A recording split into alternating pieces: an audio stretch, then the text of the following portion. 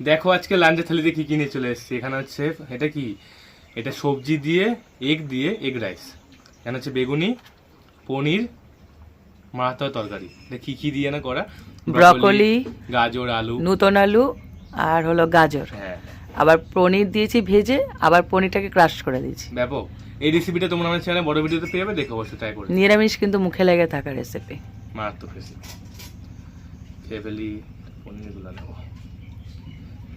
গ্রেভিটা সেরকম, গ্রেভি হালকা, হ্যাঁ। গা মাখা মাখা।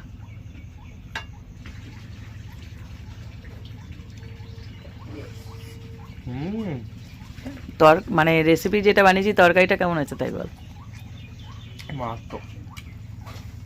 আহা, কিশমিশও আছে, দুধও আছে, সবাই আছে। আর সাথে গরম গরম বেগুনি। আর কি লাগে? আর কি চাই?